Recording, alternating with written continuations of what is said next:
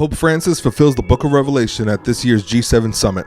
In an eerie fulfillment of the prophetic Book of Revelation, for the first time ever, the pontiff of the Catholic Church, Pope Francis, was able to address the world leaders at a public forum at the G7 summit. The Pope, yielding his influence and ethical power, was able to address the G7 summit about the dangers and potential issues that could come along with AI.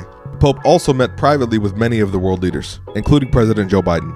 The recurring theme? That world leaders need to take political action urgently to address the growing concern around AI. While this seems like a good thing and harmless on the surface, it's an obvious fulfillment of the coming events in the Book of Revelation. In the Book of Revelation 17, we see a harlot who's clothed in scarlet clothing, covered with jewels and precious stones, who is identified as a great city who sits on many nations and the peoples of the earth. The beast that she sits on is the same one that will issue the mark of the beast and devour all the kingdoms of the earth so that they serve him. Many Bible scholars have accurately predicted that the woman in scarlet is in fact the Catholic Church, and that the end-time Antichrist is the seat of the papacy. With that in mind, it feels kind of alarming that the Pope is urging world leaders to take urgent political action right away to address AI, when in the past, the same papacy, that same seat, has urged political leaders to persecute Protestants and children of God in the faith who deny that the Catholic Church is the mother church. If it happened in the past, it could very much likely happen in the future, and we know that it will based on the Book of Revelation.